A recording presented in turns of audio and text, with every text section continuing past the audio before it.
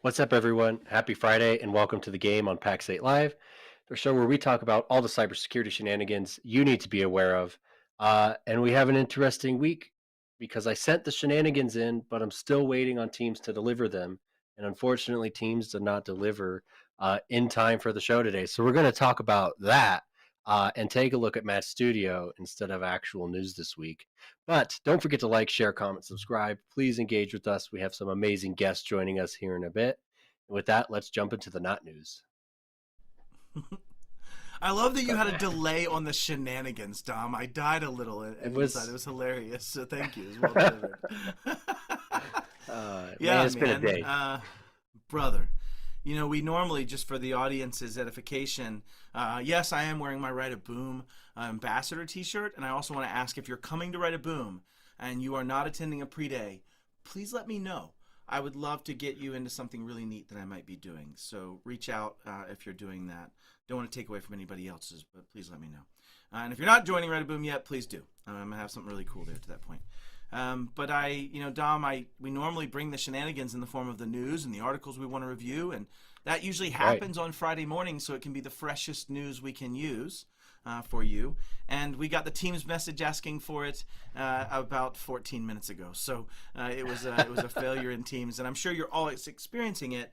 And Dom, that leads me into what I want to talk about really quickly, which is kind of this whole challenge of comms being down. Right? Like, what does that do to you from an event perspective? And it also reminds us that incidents and events cannot be cyber related, right? We can have business impact that are risk impacts based on just tech and just availability of the CIA triad, right? And here we're seeing a failure in the availability of the CIA triad. And to make matters worse, Microsoft didn't say to me, Dom sent you a message and it failed to deliver, nor did it say to you, hey, Dom, your message failed to deliver, did it? And so you have this broken comms, this asynchronously broken comms. So it's been a day. What are your thoughts? But it'll show up eventually and in random order, which is worse because all the messages are out of context now. So it's right. Yes, it's been a day for collaboration. And it does speak towards having out of bands comms methodologies and starting to think that way. And when you implement that, may be a different timeline than just cyber related. Right. And in my former role, we had out of bands comms plans and timelines for when they would be used. Right. If your 4 hours in communications aren't working, then we might do this. If you're 8 hours, X. And if you're at 24 or 48 hours, maybe we're going to move the IDP off of another platform and use Zoom as our communications method. We even had plans defined down to ham radio between states. And I know that's a little bit beyond the edge of what should be planned. Certainly, just think about what happens when communications are down. Do you have a bunker communications plan set up too? Just in case? We had no bunker. Like, there was no real bunker. Yeah. But we always knew Jeff had the most firearms and beef stationed down in Texas. And so it was mainly the Texas push that I would have gone for in that situation. But the other thing that we figured we could fill a few minutes of time with as well, and then we're going to get into a really awesome conversation with two people that I respect quite a bit that are starting to change some of the real challenges in the MSP world, in my opinion. But I also spent hundreds of hours sniffing paint. Maybe that's not the way I should have approached this. Wait a minute. I meant to say I cleaned up my studio and spent a bunch of time, and so I'm going to take you guys on a really quick tour, if you don't mind, of the new studio. Let's see if we can get this to cooperate. But yeah, here, let me switch over real quick out of my ears. Make sure I can hear y'all. Okay, y'all still hear me just okay? We're good. I hear you great. Very cool. Yeah, so I actually got all of my stuff repainted over here, and I got acoustic tiles put in, and I got the sound bars put up over here, along with my light mount so that I could clear up more of the floor. And one of the primary motivations was, which covered by tools today because I'm still working on the office, is my daily and 2 daily workouts for the hard 75 aspect. But got lights hung up over here. And then I organized all of my badges for any time I spoke, which started in 2017. And in fact, my first ever, sorry about the long walking with me thing, but my first ever badge that I ever got was actually, that I came to, was one that Dom was at, which was the PAX 8 boot camp. That was one of the first things that I ever went to when I was an engineer in 2017. And then 18, 19, 20, the bad years, 2021, 2022, and 2023. And all of this from that point forward was all speaking stuff, right? That's what I ended up keeping. I think I have like 7 Jason McGee's in there as well. And then the last piece was that I just added up was this like kind of thank you wall. And so I started making, I don't know if y'all can read these or if it focuses well on it, but I started just posting up all of the different places that someone had sent me a thank you card over the years or whatever. And these are fun. I don't know how well you can see them, probably not super well. But these are drawings that were made by Alex Doran and other internal employees of me speaking. And it all started in the very beginning, tour real quickly over, but it all started in the very beginning because Alex was supposed to take pictures of me on the stage, and he did not. He had forgotten. So yes, I'm doxing you, Alex. I still love you. It's okay. But he had forgotten to do those pictures, and so he drew it for me. And then ever since, everybody else just started doing it. It's just kind of been a thing. So everybody that's gone to it has started drawing me on the page. So I want to know how many Kristen Fehrenbach badges you have. So I know how many she has of yours. That's not cool, man. I have 0. In fact, the one I had, I lost. So yes, that's uncool. I don't like you anymore, Tom. She's stolen mine, and it's actually funny because, you know, if anybody knows me, Jason Slagle, myself, Tom Lawrence, a whole bunch of people, you know, I think I have, like I said, you know, a bunch of Jason McGee's. I've got a couple of Rob Rays. But we always have stolen people's badge at these conferences. And Kristen's the only person that's ever stolen mine. She has 2 of them. In fact, I have 0 PAX 8 badges in the last year because she's stolen all of them. And so it's very unfortunate. And her comeuppance will come. Her friends have her house code, and she's not very secretive of that. So anyways, but no, I tease. Yeah, I have none of hers. Anyways. But yeah, what do y'all think of the new studio?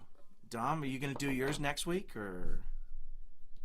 Yeah, you know, I'm working on the drywall bits still. So it's it turns out it's a hectic time of year for people that do drywall. So we're waiting on all that, and then once the drywall's done, we'll do the I'm not doing the acoustic tiles. Not quite enough headspace, given it's a basement. Okay. But we'll get her somewhere. And not quite the Russian purple either. I'm gonna have to do my own colors. You're not going Russian purple. It was Dom and I picked the colors for my site, and we were trying to figure out what they were, and they were like Russian purple, America blue, or something. I can't remember what they were, but it was a very interesting trifecta. Hacker pink, I think, was the pink. Yeah, it was something like this. It was ridiculous. Anyways, right. All right, cool. We've beaten this to death. I'd love to get over to Robin Harris and let's hear some of her wise words. And again, I apologize for our comms failure turning into your lack of news. So hopefully the tchotchke of the home studio tour was worth the delineation. Anyways.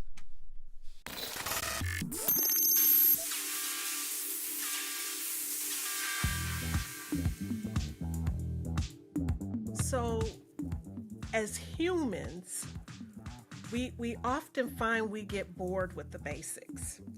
And I want you to track with me because this is very, very important when it comes to security and compliance, not just at work, but in our personal lives also.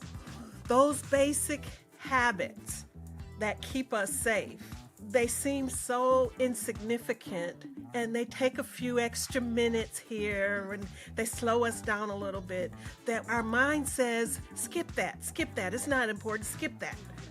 Reuse that password, or, you know, that type of thing. And what happens is when we start getting bored with the basics and we start skipping the steps, right? What happens is the bad actors love us. They're like, oh yeah, they're dropping their guard, they're getting sloppy, they're not doing the basic security things. And what they will do is, while we sort of get out of that mindset, they're hyper diligent and they're watching and waiting for us to slip up, for us to click the link, reuse that password, you know, post the password someplace. All of these basic things, not let somebody in the office tailgating. All of these basic things, they're there for a reason. And when we allow ourselves to think it's not important, oh, the bad guys love us so much. They love us so much. The time you don't lock your door at the mall. My husband did this. brand new Mac laptop, didn't lock the car, laptop gone. You know, it's those basic things. And we get lazy, we get too in a hurry, we start thinking it's not that important, and we drop our guard. And this goes into a whole concept of when you think about, there's this book called Grit. You gotta love this book, Grit, because it talks about passion plus perseverance. When you see these people in their careers and they're just like the mad scientists, they're so deep into it, they're passionate about it, they live it, they breathe it. But when you have grit, you will bring all of that. It's like nothing's too basic. It's like you're going to keep leveling up. You go level up, but you don't forget about the basics, right? That's that mastery. And we have to bring mastery. I'm telling you, there's being average. We don't want to do average security. We don't want to be average humans. We have the capacity to play at such a higher level, and we are selling ourselves short.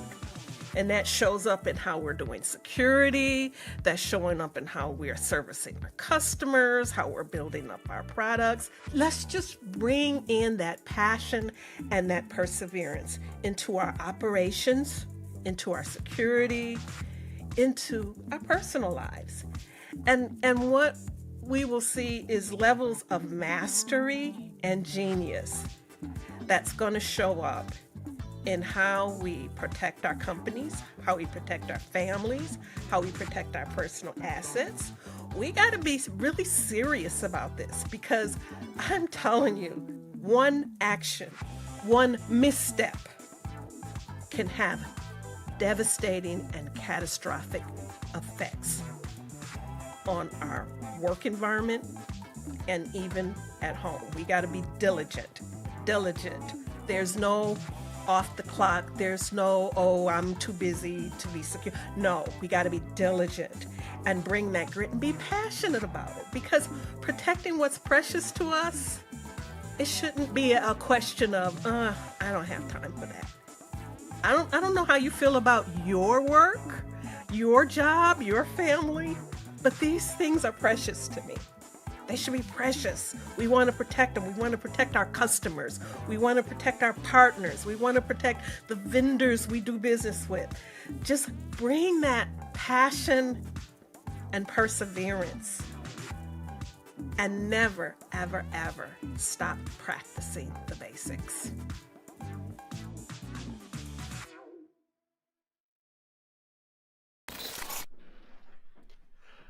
Man, All Robin right. with a book suggestion today. That was a great episode. She also started off with, I think, no truer of a statement that people get bored with the basics. And when you really look at major breaches, major failures, embarrassing moments, they all started with basics like secret 1, 2, 3. They all started with basics like knowing your assets. They all started with basics like having your assets protected. They all started with basics. And so I really do think that's an accurate truism, that we suck at the basics. But I also think, on a positive note, you're seeing a shift towards automating of the basics and systematizing the basics. Oh, 100%. That'll start making that a lot easier to swallow for humans, right? And yeah, anyways, tangent aside. We've got a brilliant couple people I'd like to bring on. We have Wayne Selk, who is part of CompTIA on their cybersecurity side, and also CJ or Chris Johnson is also. Can we bring them up and let's go ahead and get them on screen for us? Very awesome. All right, boys. Welcome to the beginning of the year and talking about what I really want to talk about, which is, how do we, as an industry delivering technology, start to move the needle? How do we start actually taking 2024 and make this the year of governance, the year of us moving forward? And why did I bring y'all? CompTIA is actually on the forefront of most of that. Right? People often think of CompTIA as certifications, or that's that cool place I pay some dues to and they have this really cool party once a year that we go to. But there's so much more happening, and that's why I'd like y'all to introduce yourselves and tell me what you do with, your small but very powerful team that you guys got together. So who wants to go first, boys? Chris, go ahead. That's executive privilege. Go, Chris. Uh, well, yeah, remember this is my performance review, so I got to do a really good job here.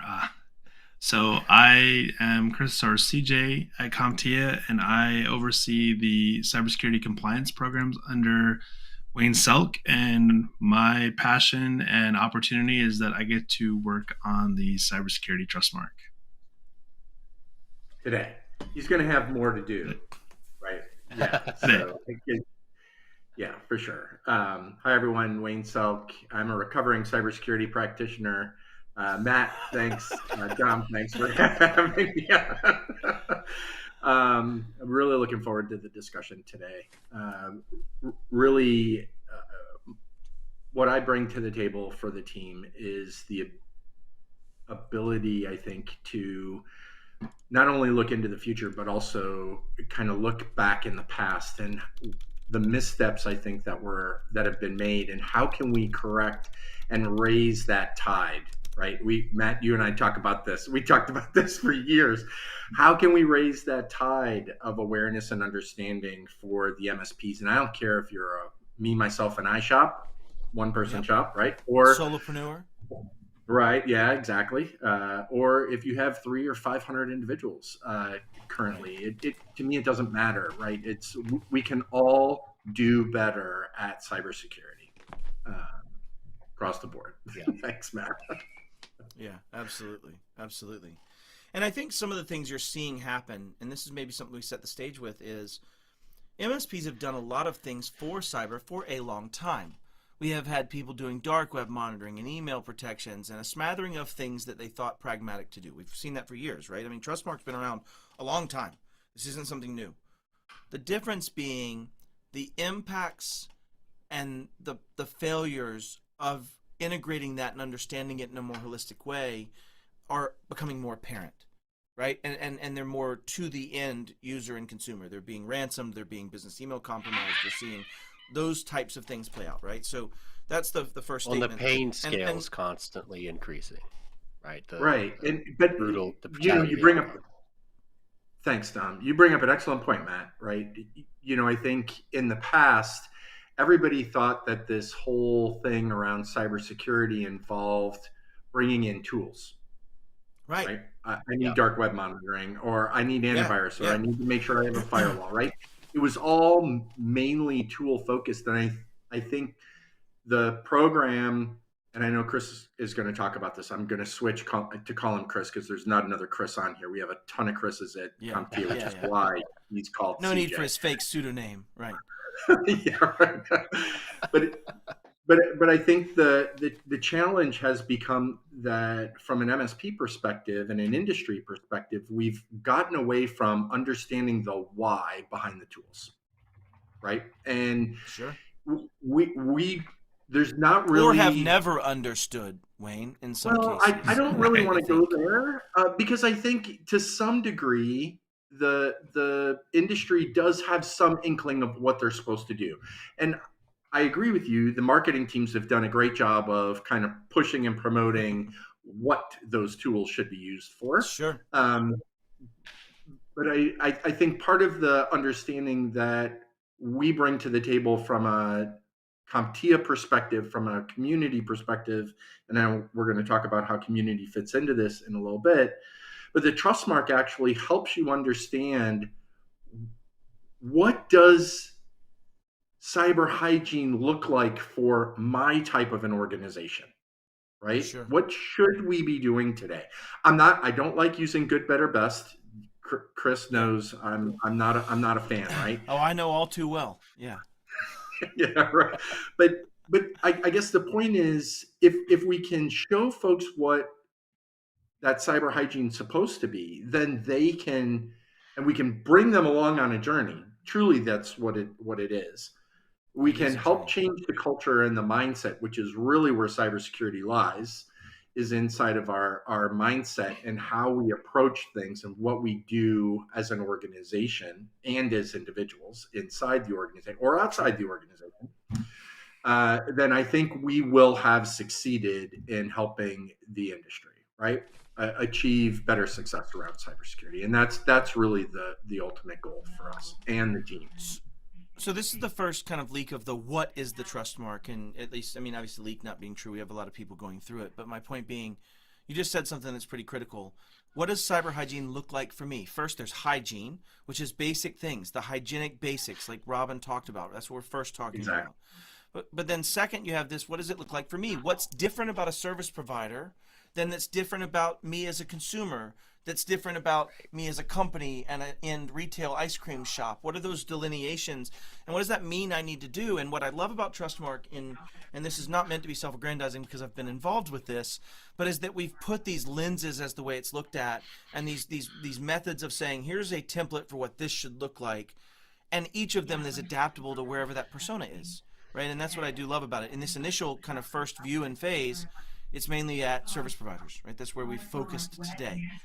Is that a fair statement, Wayne? Yeah, no, that's absolutely true. And let's remind your audience, this is version 1, right? So the Right. goal is to try to get 1.7 to be specific, but yes. right, and for that. Thanks for pointing that out.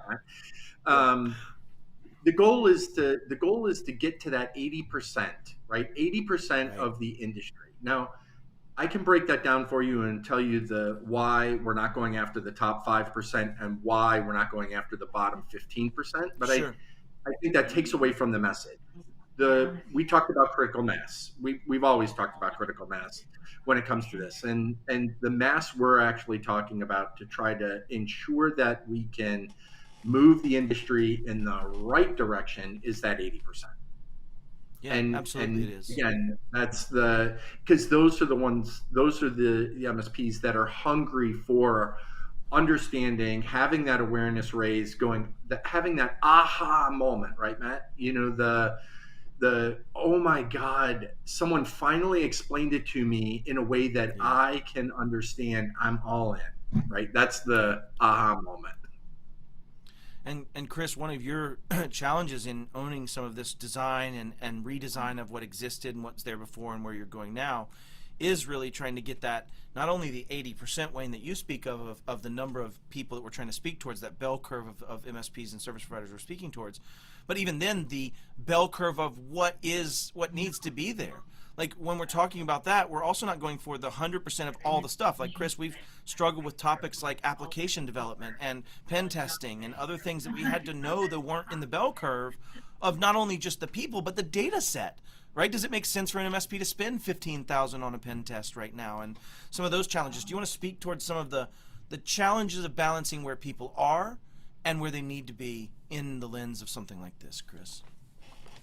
Sure. I think the starting point would be is remembering the whole concept behind frameworks as a whole. Like frameworks weren't created to provide punitive damages to companies because they weren't doing something well. It was to give them a roadmap to understand where they have gaps and deficiencies, right? And Sure. getting away from like good, better, best, like Wayne was saying, is to think about, if we go back to look at things like the omnibus rule as an example, and looking at things like when healthcare started showing incentives for like, get digital with your medical records and we'll give you money.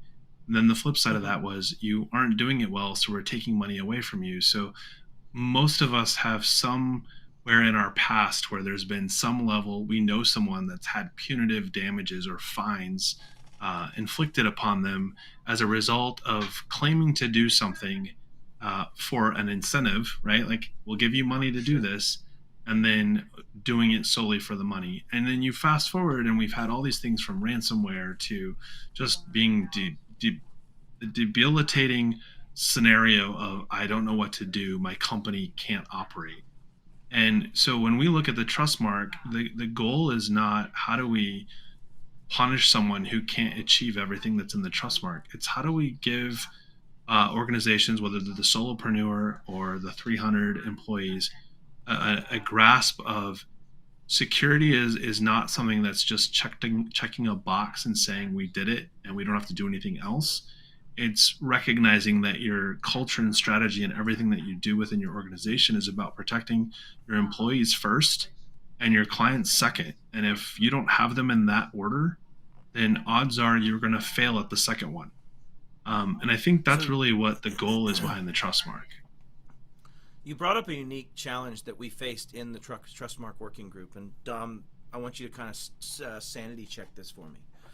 The challenge when trying to figure out how much risk does an MSP hold, right? This challenge of how do you codify what's appropriate for an MSP, and the challenge of that data. And I'll tell you where we came to, Dom, but I want to hear your initial thoughts on this challenge of why or are MSPs different from a risk quantification perspective than their clients, and maybe see if you can stumble on what my math was that we kind of came up with in this conversation. Yeah, I think an MSP owns a collective of risk. I'm done here. That is the sum of a portion of that they serve or who they serve, right? And for me as an owner, I had to make a decision, right? How much risk am I going to take in general, and how much stupid risk am I going to take in general? And what is stupid risk? It's a lack of the basics. I cannot defend in anyone's court, even where the boiled peanuts taste delicious. I cannot defend the fact that I didn't enforce an MFA policy. I can't do it, right? So that's a stupid risk, but I might be willing to take certain risks with certain classes or even certain customers to say, well, all right, there's a growth here or there's opportunity here. So for me, it was a profit decision.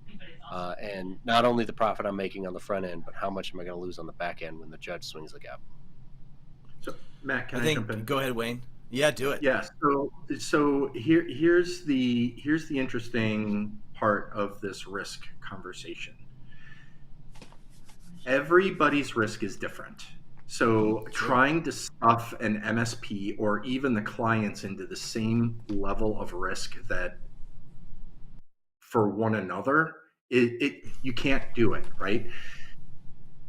Matt's risk is going to be different than Dom's risk is different than Wayne's risk. And by the way, that changes every single day. And it's not that you cannot come up with a level of risk tolerance for the organization. Just know that risk tolerance, because of something that happens outside, external to the org, may influence the overall risk of that business for the day. Teams went down. Yep. Teams took a crapper or whatever, right? Never happens. So now I know, but we're using that as an example because we were talking about it backstage. I love it. I tease. Right? I mean, this stuff happens, right? Yep. So and I guess that's my point.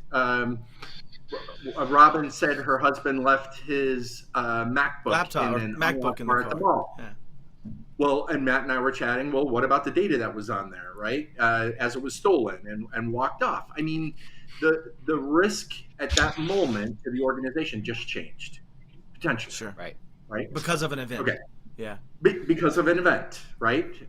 It could be, but any external threat could actually have an impact on somebody's risk, which makes it very difficult to try to put a number on it. Yeah. And have that number carry through. And I knew that would trigger Wayne, so I pulled that string really good and solid. But the point is, you can expand on that. Like, let's go all the way back to Jen Easterly's conversation at Carnegie, right? The moment she said, we're going to take the burden and we're going to stick it on the people who are in control of that burden, right? That dramatically changes the risk conversation for us, for companies like Microsoft, and for the MSPs, right? So that's a huge monolithic event, even though it hasn't necessarily materialized yet. But Wayne, to your point, like the smallest of incidents is a difference in the calculation.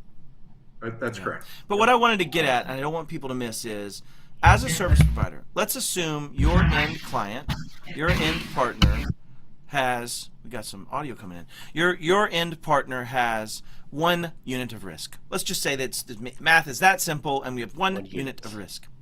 If I am a service provider and I have access to that, I am in some form part of and have encompassed some of that risk to me, whatever that X of that unit is, let's say. Would we agree with that, at least, Wayne? That as a service provider, I own some portion of that relationship because I'm now part of providing their sensitivity level with supply chain protection, things to that nature, right? So that kind of, that aspect.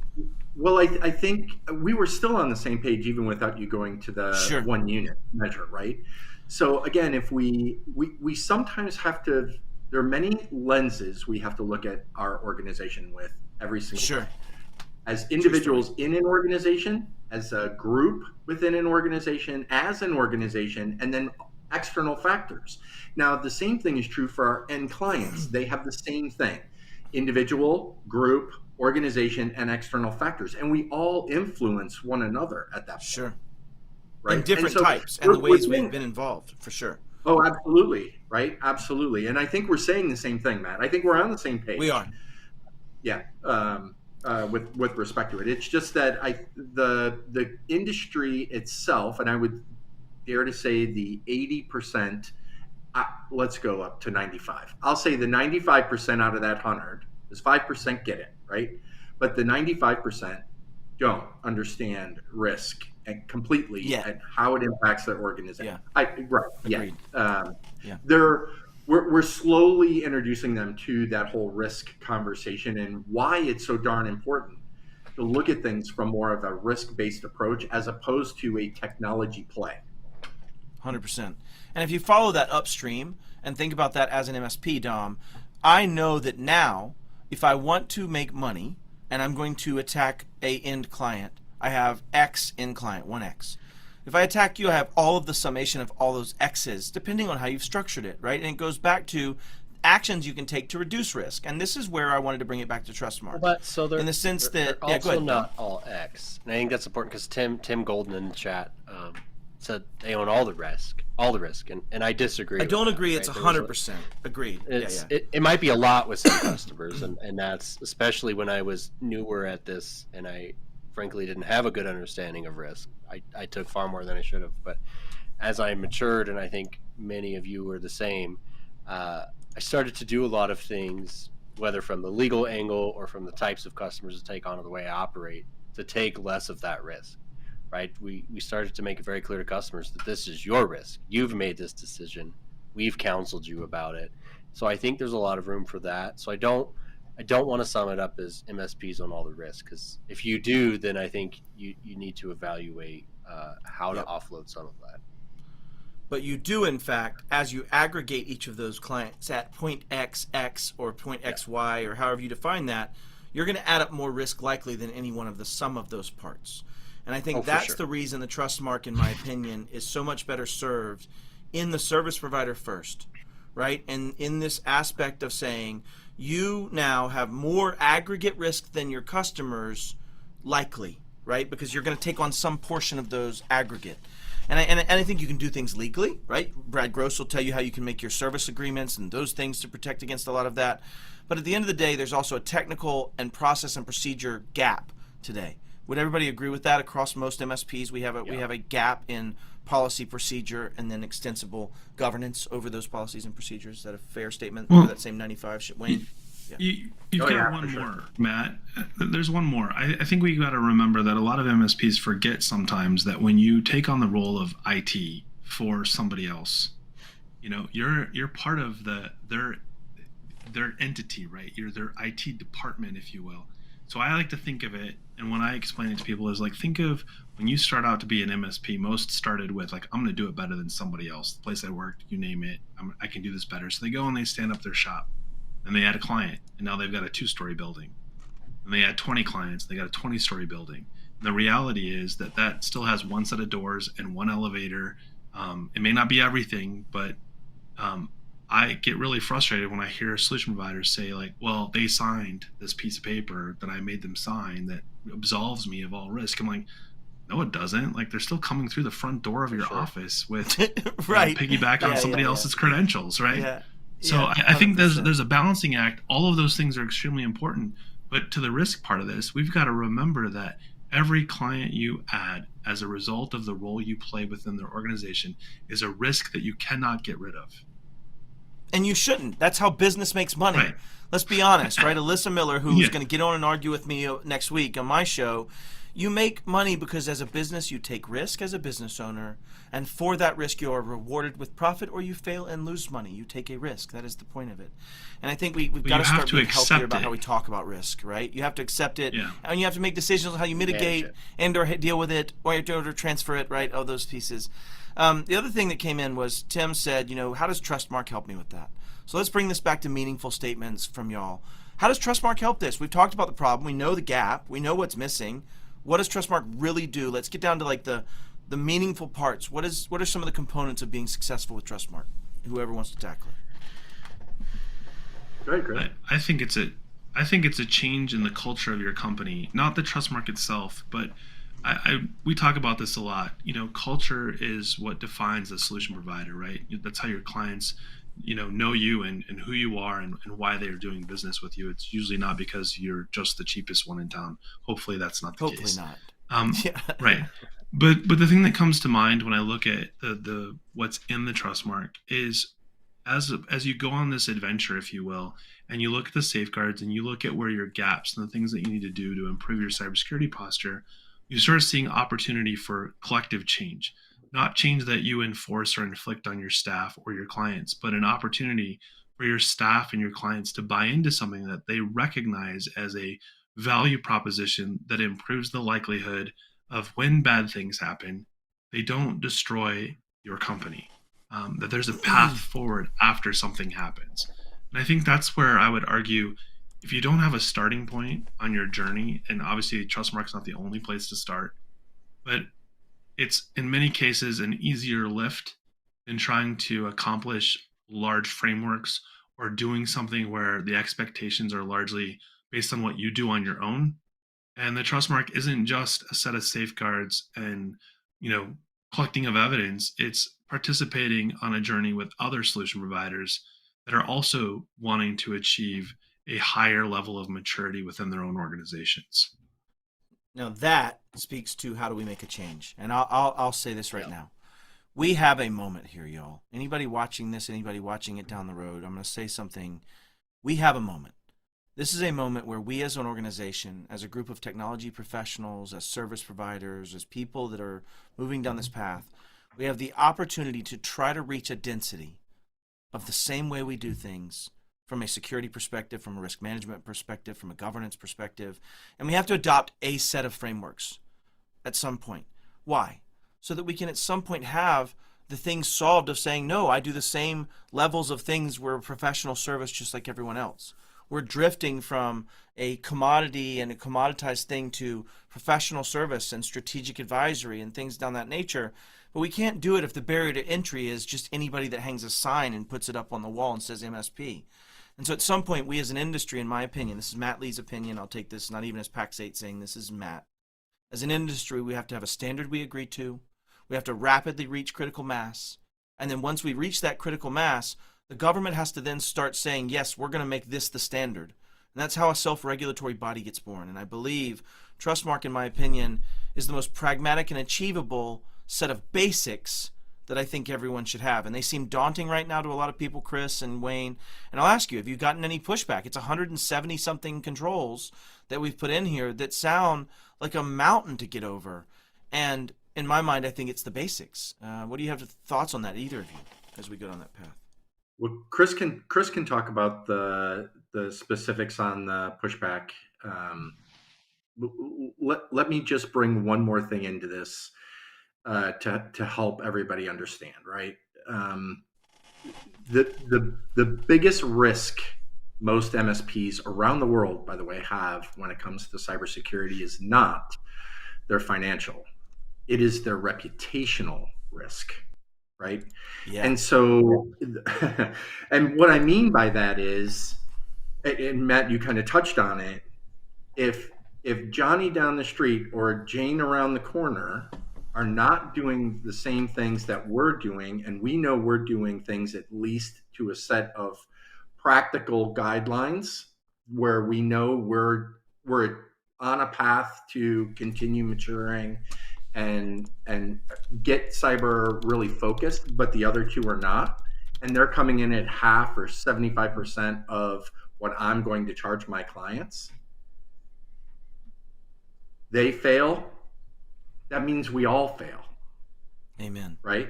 Yeah. Because they're still calling themselves a managed service provider. Whether or not they're doing the right thing, it impacts all of us from a reputational standpoint. So I just wanted to make that clear point, right?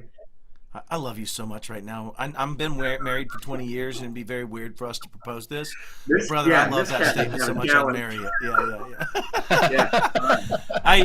And also we had positive energy in the audience say, Easterly says we need to make the stewards of our data protect it.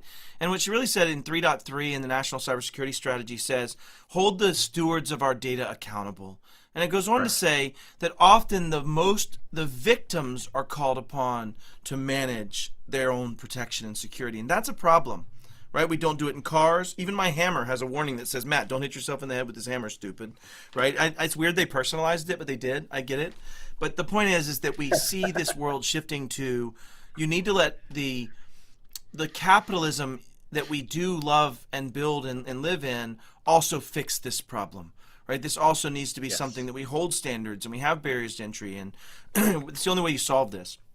But I do love that quote of like, hold the stewards of our data accountable, and it does start. It trickles all the way through the industry and the supply chain. Like right around the time that happened, we were kind of ragging on Microsoft about like, hey, we need more secure defaults. Right, these things need to come out of the box in a way that's safer than they are today.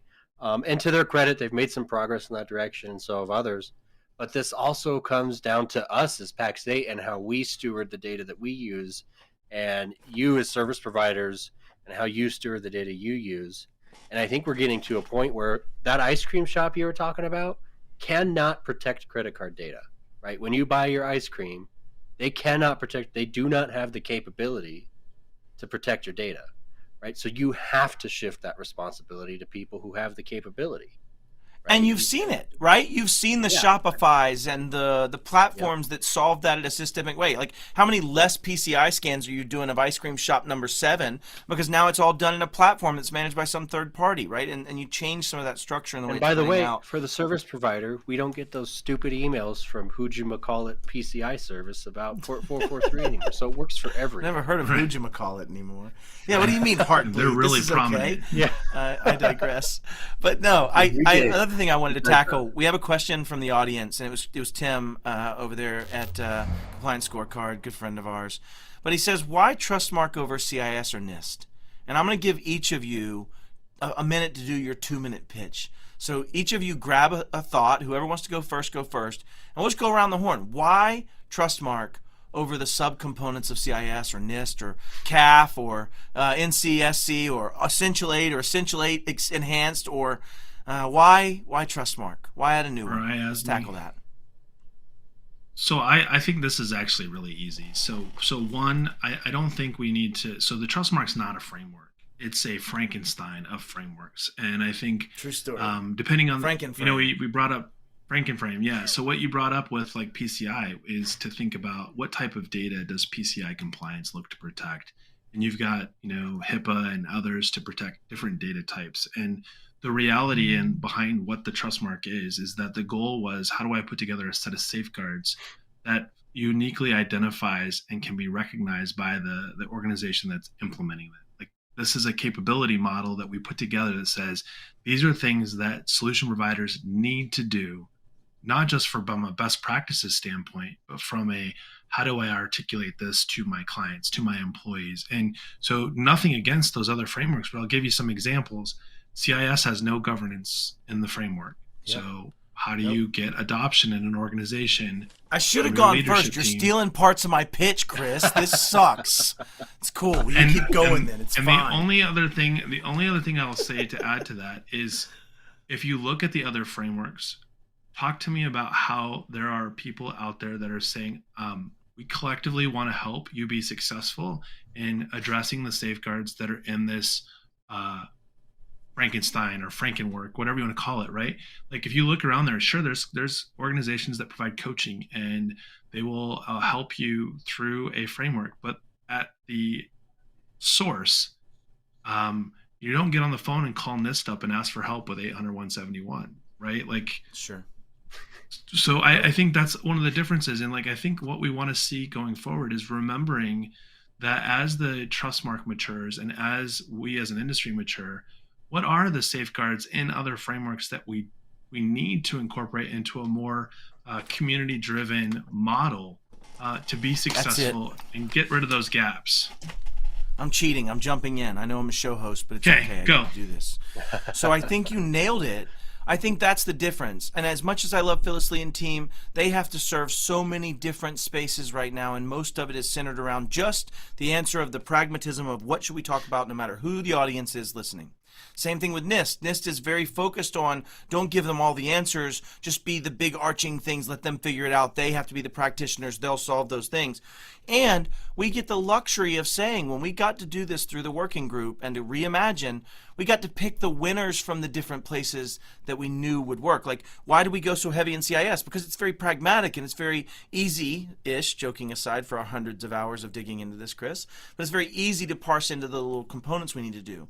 And then why did we pick other stuff from NYDFS, and why did we pick other things from different various frameworks?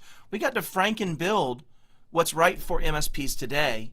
What we think is that, as a coach, if you think about yourself ever coaching football or basketball, if anybody's ever been a coach, you set that stretch goal right away that you know is out there a little bit, that you know your team can achieve, that you know they can do, but you know they might fail. And that's the edge. It's where you want to push it. And we got to set that.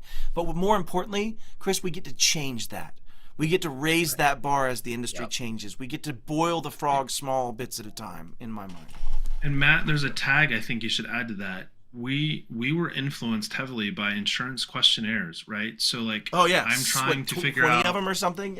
Yeah. So when an insurance questionnaire has questions that are also Frankensteining where they get their information, how do we make sure that we have them covered? And remember, anybody answering a questionnaire knows that any question you answer probably is making references to more than one safeguard in multiple frameworks.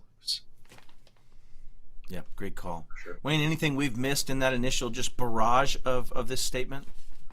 Yeah, I think one of the big things to understand here is that this is not a us versus them, right? Right. The trust mark exists because we wanted something that was unique enough for the unique industry that is the managed service provider, right? We wanted to be able to help give those owners and organizations the opportunity to come back down, right? Let's make sure we have everything in proper alignment. And with those things that we don't, we can solve for through others who have probably tackled it already in our size of an organization. Yeah, exactly. So I do want to say for everybody that we have partnered with CIS. Exactly. Right? I wasn't going to say it, Wayne. I didn't know if I was allowed. So okay, you got it. They're all very excited over there that we have something that can almost be MSP-like with 87%. CJ, keep me honest, of the CIS critical security. Math checks out. Right? So, Hey, I mean, it's not 136 153rds. 136 Approximately. 153rds, whatever that math is. Okay, sure, whatever. But honestly, and it's no different for any of the other frameworks either, right? Because one of the things I was whispering into the back of everybody's ear that was helping the members, the community that were actually pulling together the safeguards, was make sure it's achievable for 80%. Which is hard. That's hard. Well, it's really hard. It's 84.967320026. There you go. Okay, that's fair. We're close. We're close. my point behind that was, though, if you set a bar here and everybody's down here, they have to jump to get there. That's a lot of work, a lot of effort. That was not the goal and objective of the Trustmark. We wanted to make sure that we set a bar that was going to be, to your point, Matt, a little bit of a stretch in some areas, but we could achieve it, right? So once we get folks adopting this, you can see the ship starting to turn. Version 2X will come out. Thank you for the X. I need that. And the bar gets raised a little more, right? And because look, let's be honest here. The bar should be here. We can't do that today. Matt and I like using, we raise the tide, right? But if the boats are chained to the dock, people are going to go not great. underwater. It's not great. It's not Yeah, great. I've seen it in a horror movie. Not great at all. I we would did not pull the want- bar for a minute, because I think there's something else here. We have this in the Trustmark. We have ready, aware, and resilient, right? And awareness is the second step, and awareness is understanding what you didn't know about your own environment. It doesn't matter how high the bar might be. The reality is where actually do you start, right? And so that lends itself to the part that I think is most interesting. Most solution providers today still want to know, when are they going to be done? And when I say the word resilient, that sounds a lot better than saying continuous improvement, because continuous improvement makes me think that there's still more work, but they both kind of mean the same thing, right? And I think that's the part that we have to establish with all solution providers is this isn't about how high the bar might be or how high the bar should be.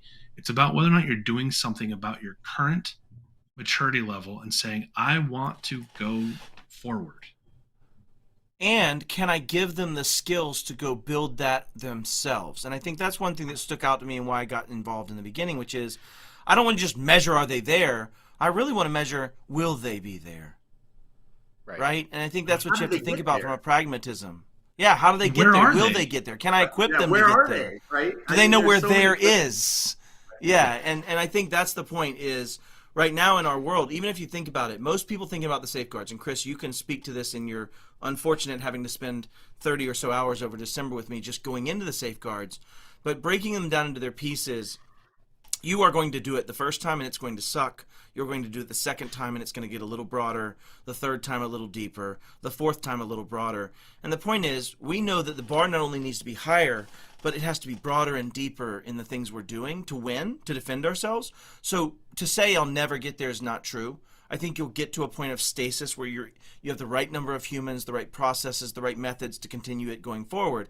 But it'll feel like a lift to then. But you're right. This is something you do forever. Like if you're, let's say, a concrete manufacturer, and what are the components of being somebody that deals with concrete? Well, I've got to bring concrete trucks for big jobs in enough time gap that the concrete itself doesn't start to harden before I put the next layer down. And I have to have a certain amount of trucks coming in, a certain amount of ash trucks coming in to bring ash. I have to have aggregate trucks bringing aggregate. I have to have a mixer that can mix those things. And I have to have enough traffic to get those trucks in and out to be able to fill a traffic job. And so I say all that, like, think about each of those components that make me successful. Do you ever stop having operations that deal with ash plant problems or power plant problems? Or no, it's a constant basis. Why? That's how you make profit. This is just one of those arms you're going to get better at, and it's going to be part of how you do things. And so I don't want this to feel overwhelming, but I do love, Chris, when you're talking about people that think there's some finite aspect to this. There's a I'm done. I just had this conversation with a partner. I don't know, it was 2 weeks ago or something like that. We were talking about tools, ironically, and the whole point of security being a bag of tools. And he needed help picking, and I said, pick the one that fits your operations the best. I'm like, what do you mean? Should I just go look at the quadrant and buy the one on the top right? I was like, yeah, you could do that, but you know how to use it? And it's the same conversation when you're implementing a tool. That one too. Can you afford it? That one too. Quadrant's a little pricey. Yeah. And all parts of it. Anyways. Right. And as you move through that journey, you start to get good at it, but you can never leave it alone. You can never just deploy a tool and call it deployed. You have to work it into an operation. And cybersecurity from a broad perspective is the same way. You take a journey to get mature, but once you're mature, you have to stay mature. You have to continue to exercise that and build a team of people that do things with the tools to keep you secure.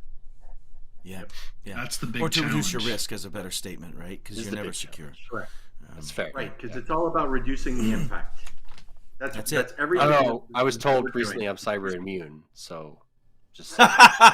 Did you get that? That's good. That's good. You got the You're cyber injection. immune. But yeah. Wayne just died a little inside. I love it. So let's pivot a smidge, and we only have 6 minutes left that we're going to wrap this up, and a lot of MSPs are still sticking in. We have quite a few. So one of the things I'd love to ask is we have a challenge for you, right, Wayne? I think you talked about this earlier. How do we work together? The people watching right now, besides going through the Trustmark, how else do they help benefit? Because this is part of being part of CompTIA. This is part of spreading that word. And maybe if you want to speak a minute, just kind of Wayne or CJ on, how can people help you the most in that regard? how can the community help? Is that what I just want to make sure I'm understanding. 100%. Yeah. Right. And Yeah. and honestly, it's get engaged, right? Because here's something else I talk about extensively when I speak at events. I have experience. Matt has experience. CJ has experience. Dom has experience. But you have experience too. We all have experiences.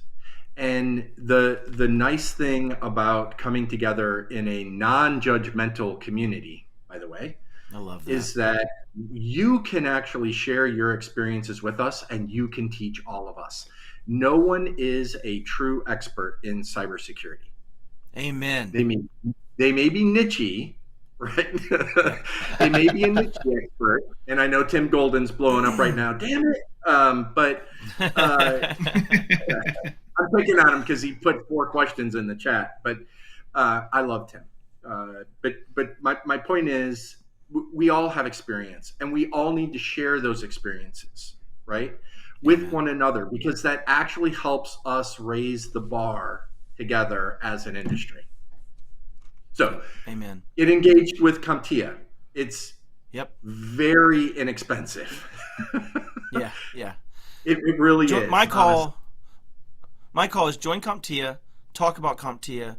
If you like what you're hearing here, and if you think this is a mission you believe in, damn it, help us. Get involved, sign up, get on the wait list. We've made some promises to multiple national directors of cybersecurity at multiple nation states that we're going to get you through this program and help you go down this path. And I think while we've got the ears and while we've got this direction, dang it, jump on and help us. And join CompTIA, be part of the communities, and jump on the wait list. There's no wait. We've cleared the wait list again. It's not a wait list anymore. It's an interest list. I'm interested in sign up. List now. Yes.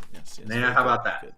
Yeah. And I will say, because we get this asked, how much does it cost? So I'll just tell you, to be fully assessed costs $2,500 plus your $250 stand-up fee. If I don't say that, that's the question I get asked. Well, if I would have, you asked the question that we didn't answer. Do you get any pushback? That's the one question that I've had, and that is literally the only pushback I have had thus far has been, I wish I'd have known before I started how much it costs. I'm like, why? Because you were planning on doing ISO or some other one at 10x that? Let's put that in perspective. Right. We have 2 minutes. Dom, how much does a SOC 2 cost if you're an organization? Just take a stab at it and give people some ideas. 15, 25,000 in prep, and then another 10, 15, 20 for the audit, something like that. And this is something CompTIA wouldn't say, but it's costing CompTIA some of that too. Yeah. Sorry, go ahead, Wayne. Correct. Yeah. Oh yeah, no. That's true. I was Dom, just to point it out, right? That would be for a type 2 audit, right? You have to go through a type 1 first before you can get to a type 2. Yes. Yeah. And we spent $10,000 on our type 1.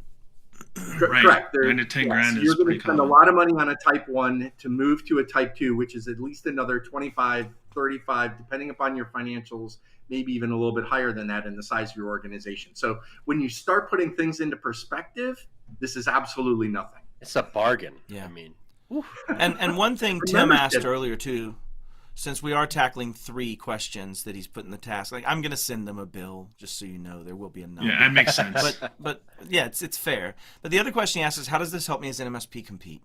And I think I want to tackle that really quickly. And if anybody wants to jump in and cut me off, that's fine.